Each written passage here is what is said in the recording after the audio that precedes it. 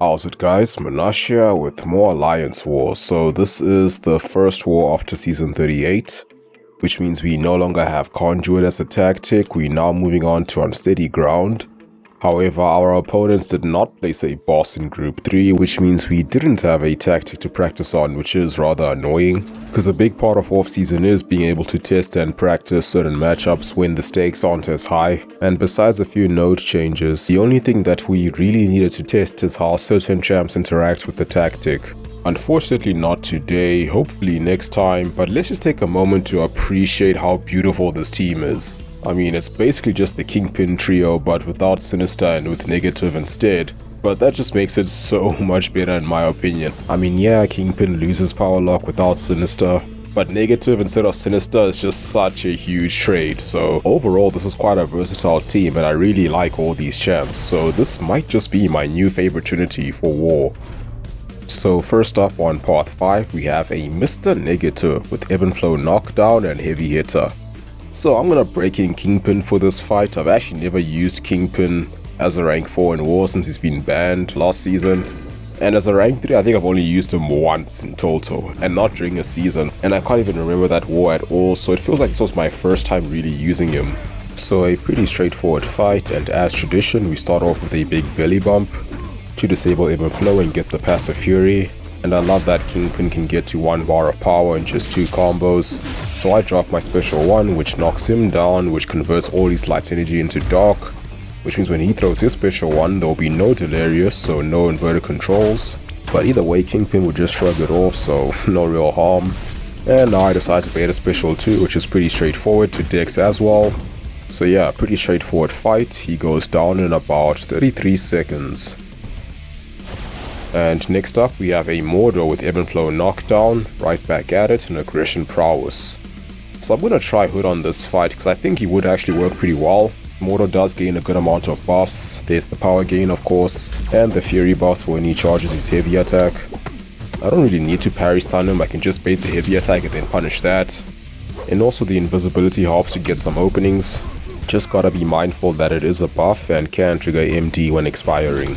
And when he does turtle up, I'm just gonna play it a bit safe. If he doesn't have the power gain, hold the heavy attack, wait for him to drop his heavy attack, then I'll punish, drop my special 2. And now I wanna bait his special 2, because ideally I don't wanna take a special 3, especially when he has a bunch of prowesses, because that can hurt quite a bit. And he is cooperating fairly well, throwing those special 2s. And now I should get to 1 more. Now I can hold block, let him come at me before I drop the heavy attack. And that finishes him off quite nicely. So a pretty good fight for Hood, and now we're gonna move on to Node 22. Nick Fury with Hazard Shift, Incinerate Shock, Aggression Prowess, and Insult to Injury. So this is the main fight I brought Kingpin for, because truth be told I could have used Negative for the other fights I used him on, although Kingpin is still a bit faster for those fights. But I thought this would be good practice for me because I rarely get to take Hazard Shift nodes. And Nick Fury is not the easiest for Kingpin, while he's not the hardest as well. Very doable fight, but having to hold block, bait certain special attacks, trying to prevent him from going unblockable, and also that second life making the fight longer, just makes it even more better for the practice I guess. Would have been even better practice if there actually was a tactic, because Nick Fury is an unsteady ground defender. And if there was a tactic, I imagine this fight would take significantly longer, because Kingpin will have some debuffs on him for the majority of the fight, but he also will be constantly purifying whenever he gets debuffs, so there also will be times when he has no debuffs or little debuffs with the overpower buff, which does give him a big damage increase. So perhaps it might actually be better to not use the special 1, so you're not lowering ability accuracy and the chances of Hazard Shift triggering. Otherwise you would just be purifying less frequently. But I was just using the special 1 in this fight to lower the chances of him getting tactical charges, and sometimes it's just easier for pushing him to a special 2. So now decoy destroyed, second life is up. Pretty much continue with the same playstyle, except now he is stun immune, so I can't just parry, I have to hold block and bait the heavy attack, or that last medium or light ending combo.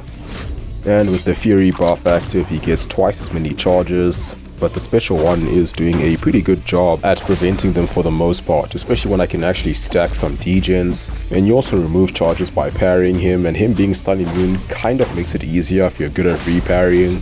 So now we're in that last 20%, so all I gotta do is bait one more special 2, drop a combo followed by a special 1, and the degens should be able to take him out.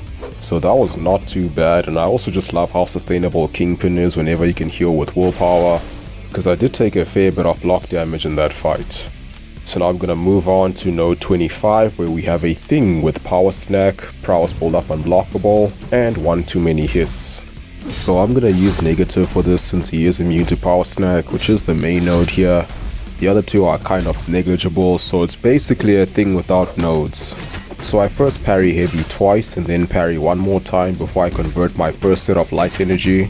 So now I have 8 dark energy, and I'm gonna do some full combos just to make sure that my hits align with these rock stacks. So when I bait a special attack, they all get removed. Now I can easily finish this fight in less than 15 hits, so I don't really have to worry about these rock stacks anymore. I can pretty much just ignore that mechanic. The only thing I needed to be mindful of is protection before I drop my special 2. So I basically intercept with it without dashing back so I don't lose my fury buff, just to do a little bit more damage. Now I don't want to parry him because that can trigger protection, so just let the degens do the work and finish him off with an evade. So that was a pretty textbook thing fight with negative. I was quite happy with that one. And now moving on to part 5 on section 2, we first have a human torch with ebb and flow intercept and Sadist. So usually I would just take this fight with negative as well, but I do have Kingpin today, so I figured I might as well just try him out. And I still have 2 more negative fights, so might as well give Kingpin more to do. So I get an intercept fairly early just so I can start doing more damage. And this was not the cleanest fight. I did have a few slip-ups, took some unnecessary risks, got hit a few times, but I was never really under any threat. And in this fight I did decide to use a special 2, which does deal energy damage, which gives torch smolders. So now he can actually incinerate me, which of course is all part of my Grandmaster plan, so I get more debuff to purify and do more damage overall. But you only want to do that once or twice ideally, because each smolder increases the chance of incineration by 10% I think. So eventually each hit will be applying incinerates, and if you can't purify fast enough they can do an annoying amount of damage once he has a decent amount of smolders. And I did get clipped while dashing back trying to bait special 2, but otherwise not too bad. And now we're gonna move on to another intercept fight with Mighty Charge as well, and that's gonna be Man-Thing, which is a great matchup for negative, class advantage and immune to nullify, so you'll never get poisoned. So all I gotta do is pull up my energy, intercept and drop that special 3. But since I have a very convenient way to intercept with the evade mechanic, I'm just gonna do it pretty early in the fight so I can do more damage throughout. So now I've got 7 light with 2 dark, so convert once again to make it 9. 1 more light and then the dark would have started to expire. So that's pretty much perfect. And now I just gotta build to a special 3, while I continue to parry or dex then dash back to build more light energy. And Man-Thing giving me buffs just makes it a little bit faster. Okay, so now I've got 10 light energy. So I'm gonna dash back, hold heavy to evade intercept, and then drop that special 3, which should be enough to take him out since his health was already fairly low. It is a rank 4 Man-Thing who is a fairly tanky champ, so getting him down to about 50% before the special 3 did make quite a difference. So Man-Thing goes down, and now we have 1 more fight which is gonna be fairly similar, just slightly more complicated because it is Sasquatch who does have Wrath, so he goes stun immune and unstoppable at times. And he's got the largest health pool, so I might need to do a bit more damage after the special 3.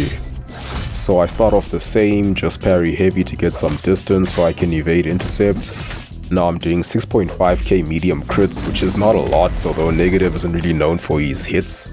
He does have a relatively high crit rate, but most of his damage comes from damage over time.